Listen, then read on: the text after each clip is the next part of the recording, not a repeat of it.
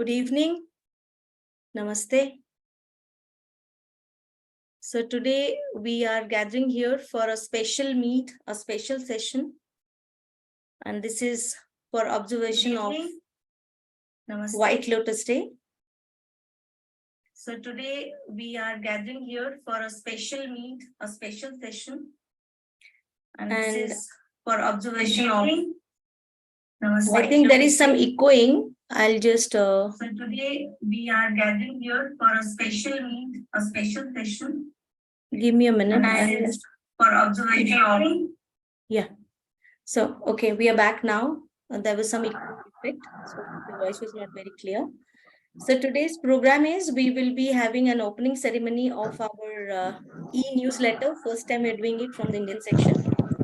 Then we will be having readings of portions of Voice of Silence, Bhagavad Gita, and Light of Faith. Then we have a special talk by Brother N.C. Krishna. So let us start with universal invocation, and then we can proceed with the program. O hidden life, vibrant in every atom. O hidden light, shining in every creature. O hidden love, embracing all in oneness. May each who feels himself as one with thee know he is also one with every other.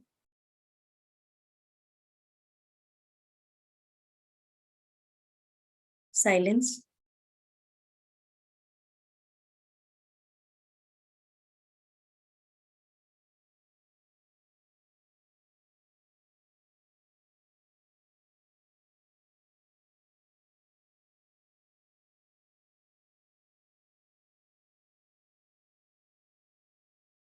Come back.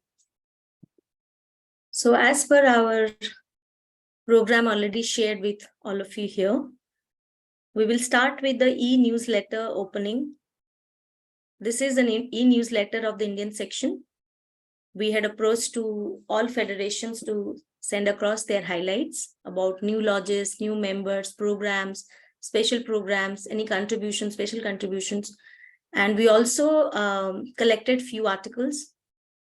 And as we had already planned that we will have a special JK corner, so we managed to bring one article related to J. Krishnamurti's talk and philosophy, and a couple of photographs we received. So this is a beginning of the program. So 3 federations have participated. I'm sure in future we will have more highlights from all the federations under Indian section.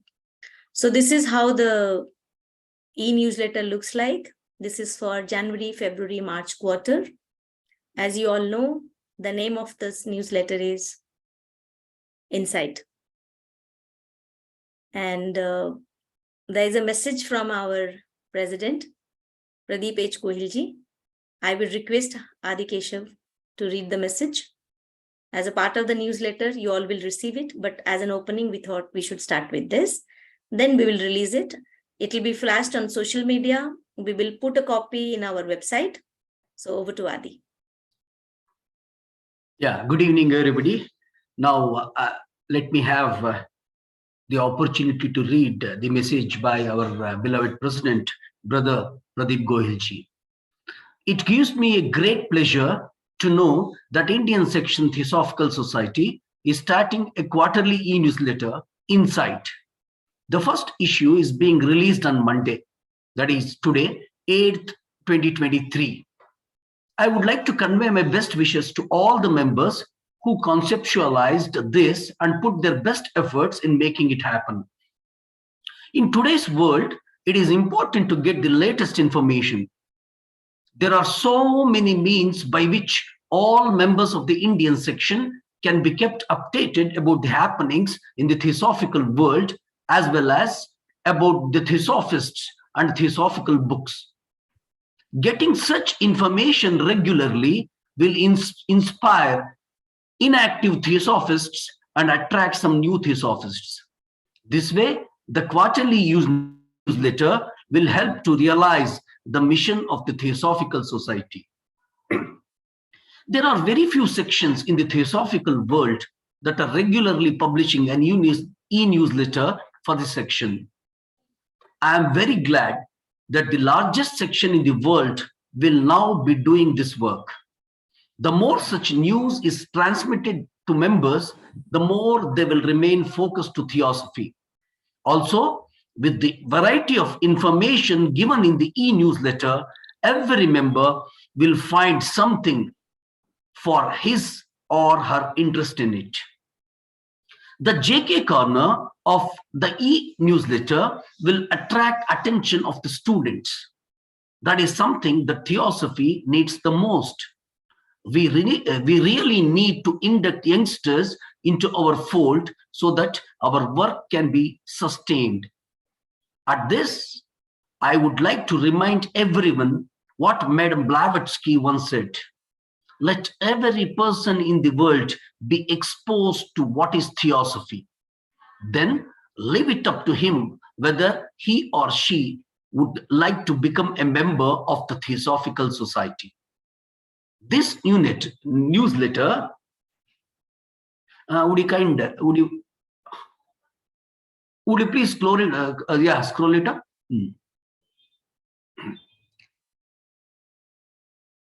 Okay. The more such news is transmitted to members, the more they will remain focused to theosophy. Also, with the variety of information given in the e-newsletter, every member will find something for his or her interest in it. The JK corner of this newsletter will attract attention of the students. That is something that theosophy needs the most. We really need to induct youngsters into our fold so that our work can be sustained. At this, I would like to remind everyone what Madame Blavatsky once said. Let every person in the world be exposed to what is theosophy. Then leave it up to him whether he or she would like to become a member of the Theosophical Society. This e-newsletter will certainly be a genuine attempt to do what was suggested by our founder. Thank you.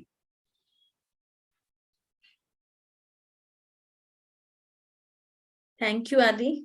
So here we formally release the newsletter. Pranchi, you might remove the screen sharing. And now let us start with our observation of the White Lotus Day celebrations. So there will be 3 readings. The first one is a portion from Voice of Silence. I would request Sister Sandhya Rani. Please unmute yourself. If you want to come on video, you may.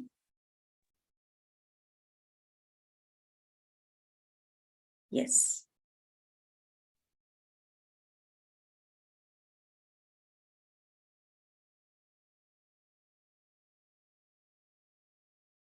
Namaste. Good evening, everybody.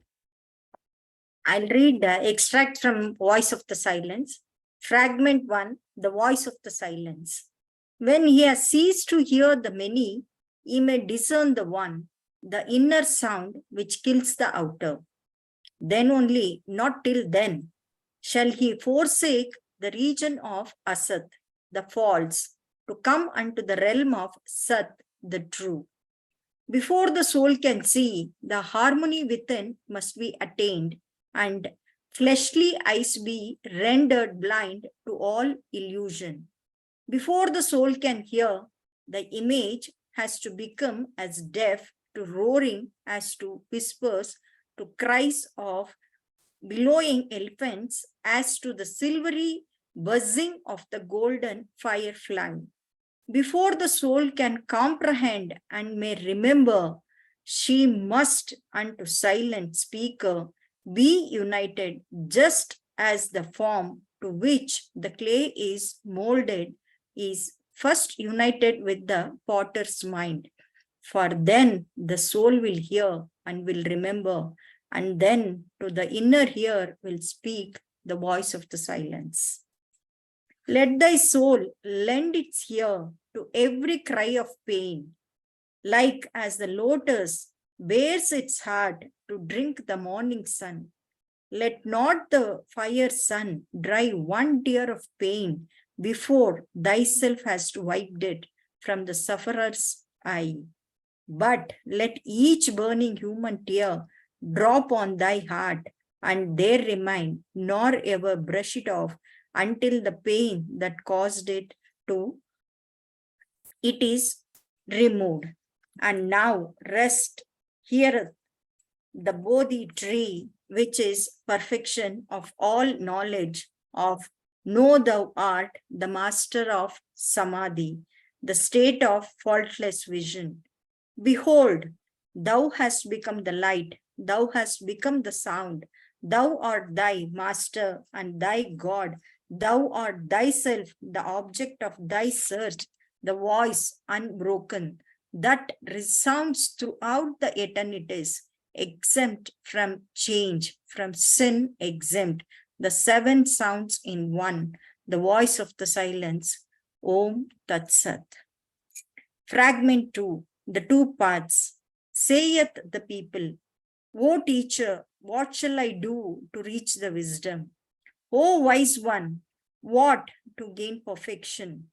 Search for the paths, but, O Lanu, be of clean heart before thou startest on thy journey. Before thou takest thy first step, learn to discern the real from the false, the ever fleeting from the everlasting. Learn above all to separate head learning from the soul wisdoms, the eye from the heart doctrine. To live to benefit mankind is the first step. To practice the 6 glorious virtues is the second. To don Nirmana Kaya's humble robe is to forge eternal bliss for self, to help on man's salvation. To reach Nirvana's bliss, but to renounce it is the supreme, the final step, the highest on renunciation path. Know, O disciple, this is the sacred path selected by the Buddhas of perfection, who sacrifice the self to weaker selves. Fragment 3, the 7 portals. Thou seest well, Lanu, these portals lead the aspirant across the waters onto the other shore. Each portal hath a golden key that openeth its gate, and these keys are Dhana, the key of charity and love immortal; Shila, the key of harmony in word and act, the key that counterbalances the cause and the effect and leaves no further room for karmic action. Third is Kshanti, patient, sweet, that naught can ruffle. Fourth is Vairagya, indifference to pleasure and to pain, illusion conquered, truth alone perceived. Fifth, Virya, the dauntless energy that fights its way to the supernal truth out of mire of life's terrestrial. Sixth is Dhyana, whose golden gate, once open, leads to Narjol, towards the realm of Sat eternal and its ceaseless contemplation.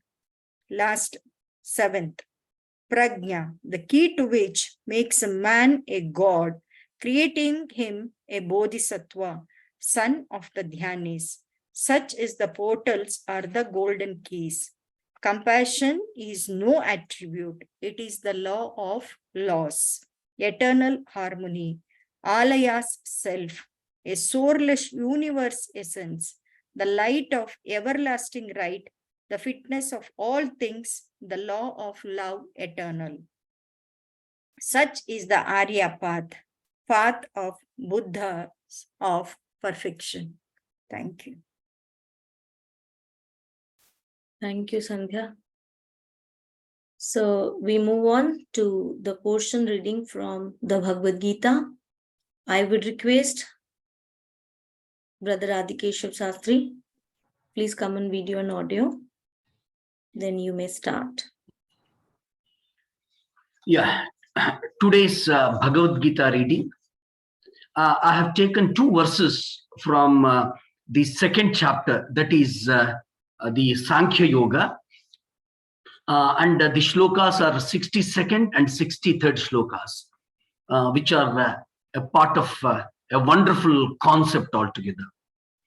The shloka 62 says, Dhyayato Vishayan Pumsaha Sangasteshu Upajayate Sangat Sanjayate Kamaha Kamat Krodo Bhijayate. The meaning goes like this: while contemplating on the object of senses, one develops attachment to them. Attachment leads to desire, and from desire arises anger. And the same is continued in the next shloka, that is the 63rd shloka. Krodad bhavati sammoha, sammohat smriti vibhramaha, smriti bhamshat buddhinasho, buddhinashat pranashyati. This meaning goes like this: the anger which we got from attachment to the senses, now this anger leads to the clouding of judgment. The clouding of our judgment results in bewilderment of memory. When memory is bewildered, the intellect gets destroyed. And when intellect gets destroyed, one is ruined. These two shlokas I have taken. Thank you very much. Thank you, Adhikeshav. So we move on to the reading of the portion from Light of Asia. So I have marked a portion which I will read. This is from book 6 or chapter 6 of the Light of Asia. Let me just, unmute or mute a couple of people. There is a noise. Okay, I think it's clear now. So it reads like this. It is after all the negative forces or energies that try on Gautam Buddha's tranquility, his silence, his positivity. So in chapter 6, there's a portion. It talks about noble truths. So I have taken that. When the fourth watch came, the secret came of sorrow, which with evil marts the law, as damp and dross hold back the goldsmith's fire. Then was the Dukkha Satya opened him, first of the noble truths. How sorrow is life. Excuse me? Someone saying something? Okay, let me continue. First of the noble truths, how sorrow... Excuse me, hello?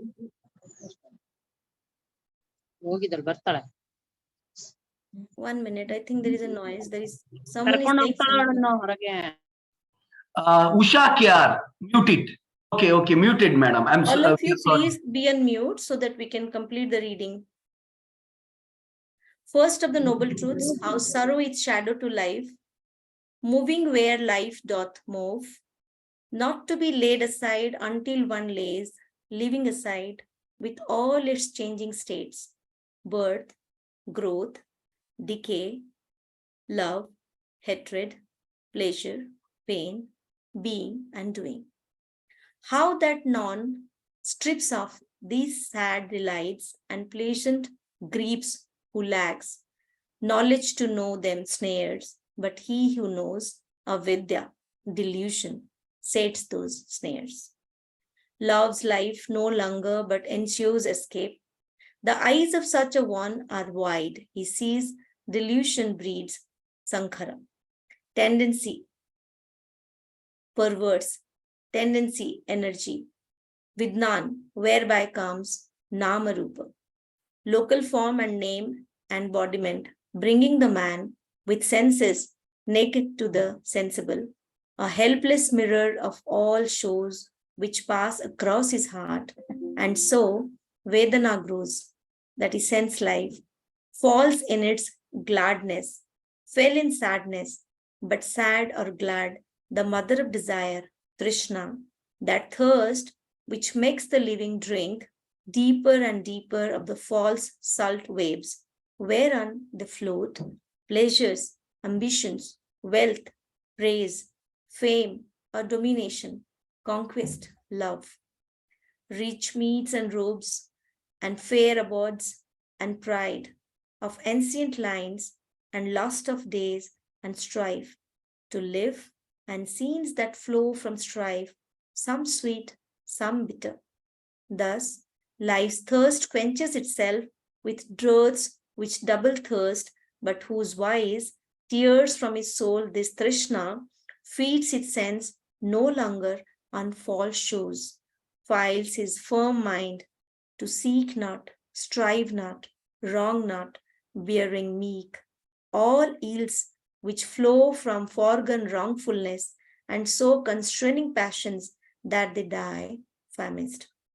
Till all the sum of ended life, the karma, all that total of soul, which is the things it did, the thoughts it had, the self it wooed, with oof of viewless time, crossed on the verb, invisible of acts, the outcome of him on the universe grows pure and sinless, either nevermore needing to find a body and a place, or so informing what fresh frame it takes in new existence that the new toils prove lighter and lighter not to be at all, thus finishing the path, free from earth's cheats, broken from ties, from upadanas, saved from willing of the will, aroused and sane, as is a man wakened from hateful dreams, until greater than kings, than gods more glad, the aching craze to live ends,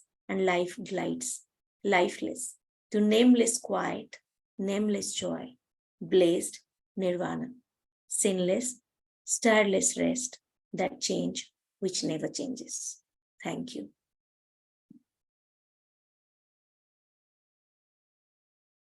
So we move on. Now we are here to listen to Brother N.C. Krishna, the speaker of the day. He will give a talk. So we have some 20-25 minutes for him. So he's going to give a talk on HPB, her work and mission. I welcome Brother N.C. Krishna. Sir, please unmute yourself and come on video, and you may start your talk.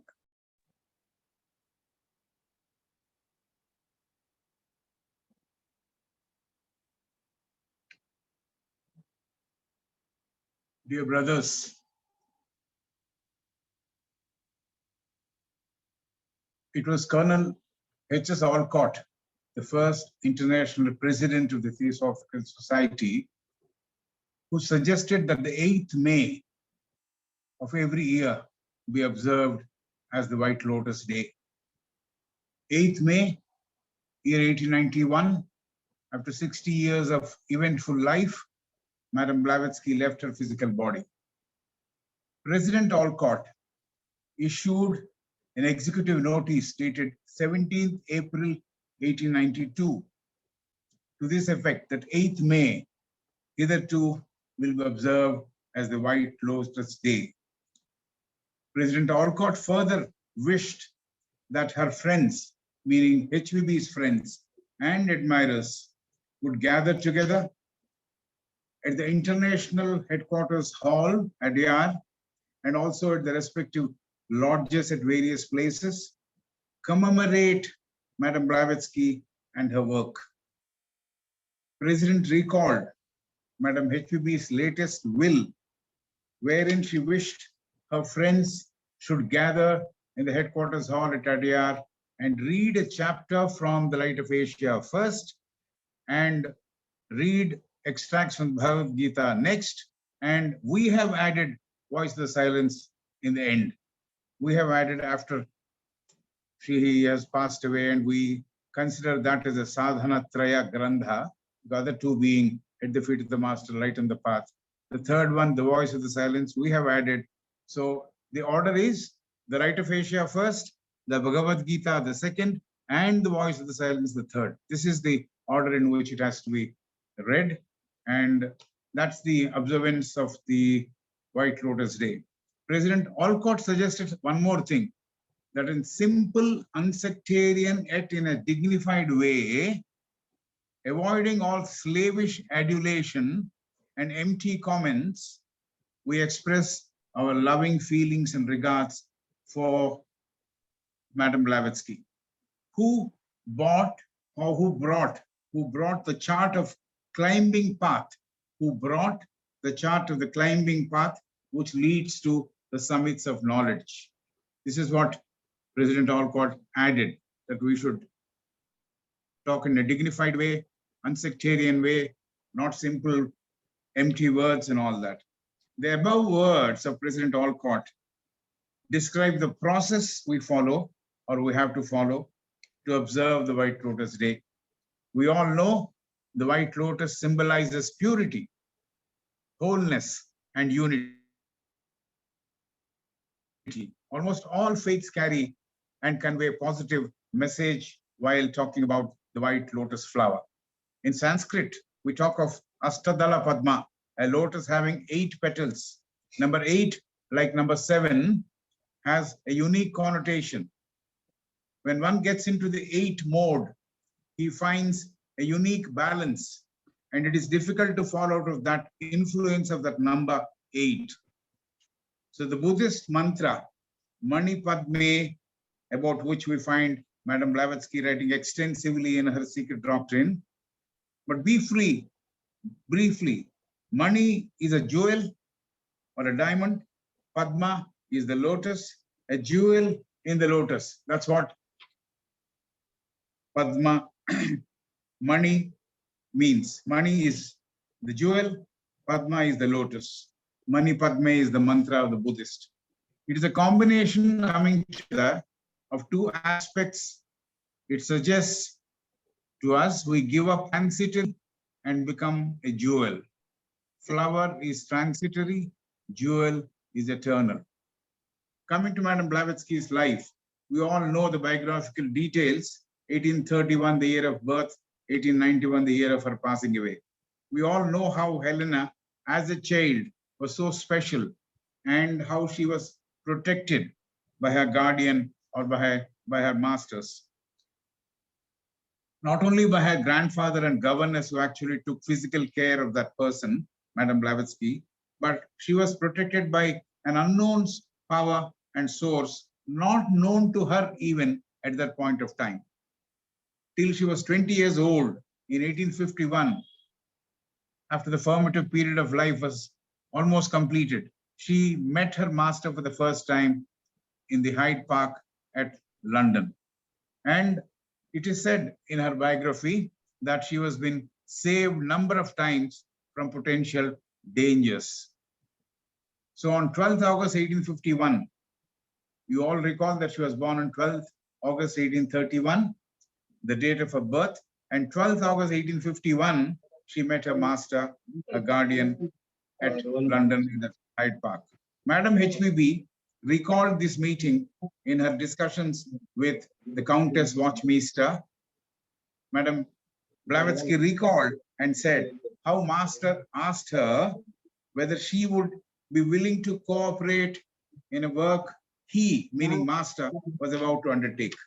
Because they had not started the society or the Theosophical Society, but the master wanted to find out that she would cooperate with him. Madam Blavatsky chose to cooperate and work with her master. The word she gave, she stood by it till the end. That was the turning point in Madam Blavatsky's life. 1851, the meeting with the master. That was the turning point. Her work and mission was what was dictated to her by her master. She was convinced that the work chosen by the master was her work. She led a life full of commitment and conviction, and stood by the word she gave to the master. As suggested to her by her master, She went through all the training which she had to undertake and the discipline which she has to follow as required. And by undertaking the work wholeheartedly, she made herself absolutely fit for the task that was assigned to her. The work she had to do was so profound. Madame Blavatsky was saved from near-death situations a number of times, even after meeting the master in 1851. So this is something which her biography talks about. She was put to a lot of tests and she passed all her tests and qualified herself to be the messenger of that great brotherhood. She did not lack in efforts. A lesser mortal would have perhaps given up the work and the word given to the master. But she lived on to honor the word. She lived with perseverance, that being one of the qualities amongst many, like conviction, commitment, steadfastness, and an ability of great mental strength to take the vow of secrecy and silence, a quality that is expected in a chela by the masters. Madam HPB recalls that she was seriously ill during February 1885. The doctors gave up hopes. And after 4 days of suffering, she suddenly got better, she says, thanks to the protective hand of the master. Madame Blavatsky left India for Europe on 31st March 1885, and she never returned to India. In 1887, master cured her from mortal illness again and gave her the option to either finish the writing of the secret doctrine for the sake of humanity or leave the physical body if she wished to. Madam chose to finish the secret doctrine to be of help to humanity. Master M, when he wrote to Mr. A.P. Sinnett, said, there was no second living fit for that work. That meaning that only once you get an opportunity to do that work, and there is no question of getting a second chance to complete the work. Maybe this sentence explains how she was keen to complete the work assigned. HPB's mission was to make available the Eastern wisdom to the Westerners. For example, she gave, as part of the secret doctrine, the Nasadiya Sukta, a translation of the verses of Rigveda in her magnum opus, the secret doctrine. And Madame Blavatsky also chose to complete the secret doctrine as said above and presented the ancient wisdom of the East and made available to the Westerners so that the Westerners have a hang of what exactly Eastern wisdom was supposed to be, because they had a different view of spirituality. They were calling all the spirits and things like that and thinking that was spirituality.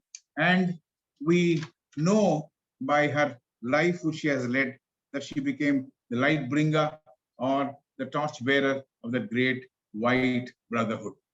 To talk about her work, we talk about her two major works, the Isis Unveiled and the Secret Doctrine. We know the list of works and the collected writings of Madame Blavatsky, which run to, I believe, 15 volumes. Somewhere it is at 10 volumes, but it is 15 volumes is what I see from the internet.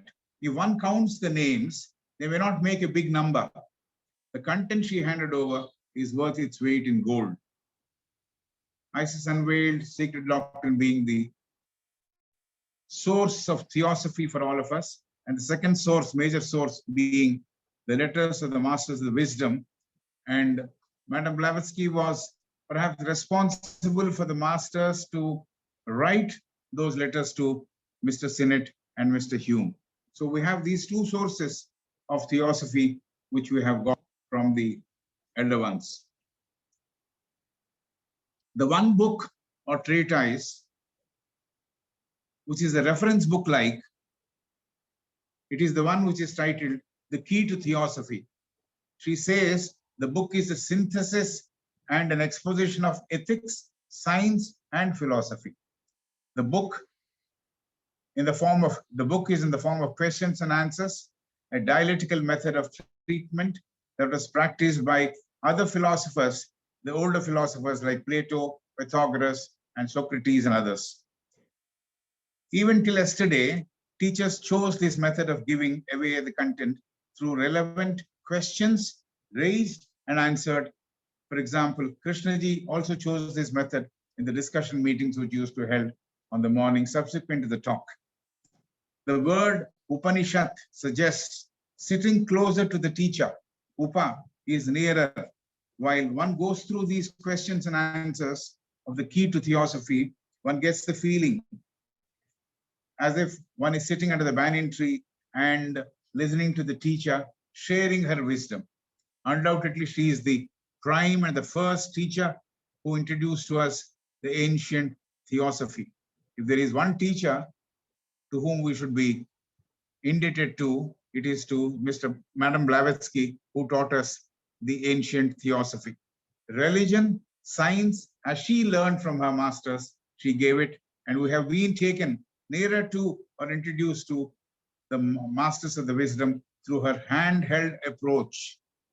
We have been taken nearer to or introduced to the masters of the wisdom through her handheld approach. It was at her instance, as I've said earlier, that letters from the masters of the wisdom have reached us. We see a sentence of dedication which appears in all her works, whether you take The Secret Doctrine, Isis Unveiled, or any book for that matter. And in this book, The Key to Theosophy, it is said it is dedicated to all pupils to learn and to teach. This is what she said about this book. As things stand today, we're eager to teach, not the essence of what we understand, but repeat verbatim what the teacher has taught. Understand, internalize the essence, live in the light of the essence, and then teach the subject which you have assimilated is the way that has been prescribed by Madam Blavatsky. She, for that matter, Colonel Alcott, were not great lecturers. Madam Blavatsky, or for that matter, Colonel Alcott, were not great lecturers. She discussed with her students during the later part of her life in 1889. She answered questions raised by the members of the Blavatsky Lodge, London, about the secret doctrine. The transactions of the Blavatsky Lodge were later published as a book. She believed in dialogues to drive home the point. She started the esoteric school of the Theosophical Society. People say it is absolutely secretive, one should not discuss about this. Unless you tell that there is a school like that, people will not know. So she started this on October 9 in the year 1888. October 9th in the year 1888. It was formed with Madam Blavatsky as its head and declared so by the president, Colonel Alcott. She gave the school to those who commit themselves to make the Theosophical Society the stronger organization. Individually, the members were introduced to a regimen or a discipline of study, meditation, and service. Her instruction for the year's members, which was a private treatise till recently, is now an open book. And the instructions of esoteric content are available now for everyone. She dealt with other objects of the society. She expressed on the second and third objects of the TS, and she said, starting libraries, collecting books for various religions and giving it to the Adyar library is one of the objects which the Theosophical Society and Theosophy should practice. She gave us the three fundamental propositions, which when well understood, will not only help us to understand the essence of the secret doctrine, because she said if one has to understand the secret doctrine, one has to get the total thorough understanding of those three propositions. But when kept in our mental background or in our system as such, then that will enable us to understand any treatise or text of theosophy. So the three fundamental propositions are very essential for persons to understand. Thorough understanding of that principle is something which is talking about. Talking about her literary achievements, her nephew, Jeffrey A. Barbroca, who wrote her biography, says, unquestionably, the best way of evaluating the statement that H.P. Blavatsky acted as a light bringer to the Western world is to study the message she gave by means of her writings. Theosophists are so accustomed to regard her two major works, Isis Unveiled and The Secret Doctrine, as source books for teaching the ancient wisdom, the Theosophy. And rightfully so. But they are not very right when they are giving or bypassing other writings. This should not be done. Her literary production amounts to 10 other volumes bearing the collected writings of Blavatsky. These works are filled with wealth of information on all sorts of subjects, as well as occult lore. In fact, there are close to 1,000 articles in the series. Every page was handwritten in pen and ink without secretarial assistance. And this was also done in the case of Isis Unveiled and The Secret Doctrine. And this amazing achievement Madam Blavatsky has performed in less than 17 years. So this is her work for the sake of the posterity. We consider Madam Blavatsky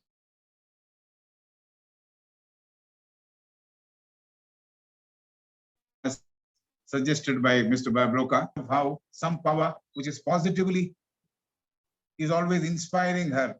It is not I who talk, she says. It is not I who talk and write, to quote her. She adds, her higher luminous self thinks and writes for me. This is what she has written to her sister. Her mission was to introduce, as a couple of times I've already said, Eastern wisdom to the Westerners. They were misled by what they thought was spirituality.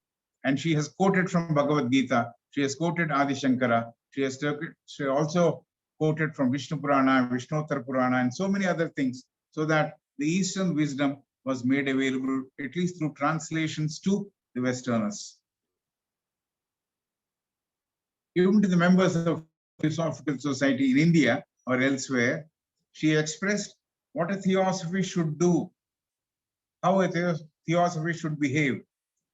To the members of TS in India or elsewhere, she expressed what a theosophy should do in one sentence. A true theosophist ought to deal justly and walk humbly. I'll repeat this because this is what she wanted us to do. A true theosophist ought to deal justly and walk humbly. This is what she said. This is exactly what a theosophist should be doing according to Madame Blavatsky. Ought to deal justly and walk humbly. She adds, who works for himself better not work at all. He who works for himself better not work at all. This is the statements of Madame Blavatsky. What is the duty? What is the duty? Duty is that which is due to humanity. This is an extract from the Key to Theosophy. What is the duty? Duty is that which is due to humanity. And Theosophy is quintessence of duty. She said Theosophy is quintessence of duty. She parted with what was her own, addressed to her. See, a letter which she received from the master, which contained the golden stairs. She parted with that and she gave it to other members. So golden stairs has become an open pamphlet or an open content after she gave it in 1889. She parted with what was her own, addressed to her, and shared with us all the golden stairs. So we know the golden stairs when we study them, understand them, and practice maybe the method of purifying oneself and all that, we would perhaps go to the ultimate aim of reaching the wisdom. Thus, Madame Blavatsky inspires us, influences us, and going through her works, it will make us a great tangible difference to all of us and to our lives. When we go through her works, it will make a great tangible difference to all of us and to our lives. This is what I thought would present to you as a brief description of what life of Madame Blavatsky is and what her mission was and what her work was. Thank you so much.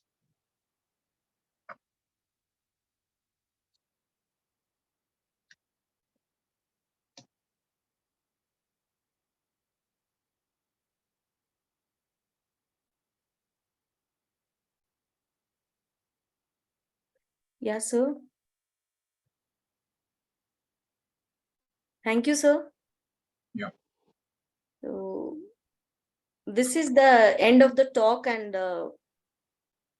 portions, reading portions. So since most of the seniors are also sitting here, I think we are done with the program we had planned, we had scheduled. So anyone would like to suggest? I heard there is, if there is some other thing to be read or something to be shared, so you may, we can probably spend another 3-4 minutes to do that. And then we will wind up.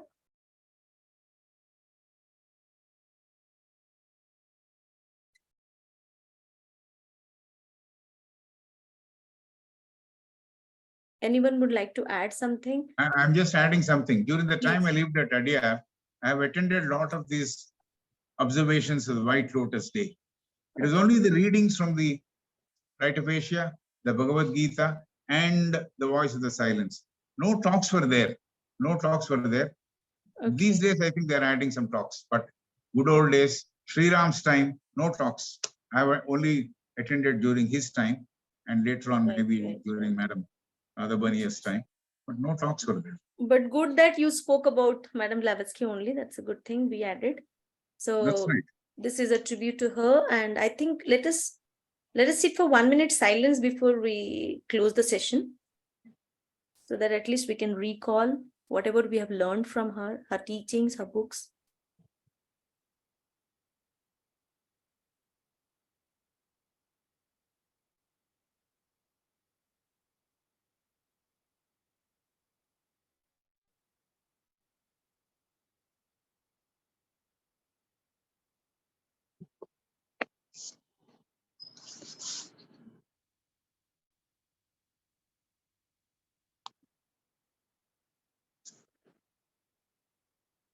Om.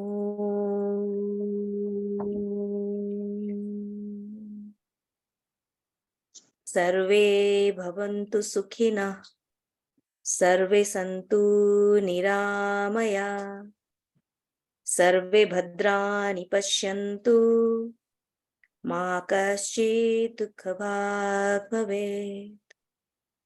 Om Shanti Shanti Shanti.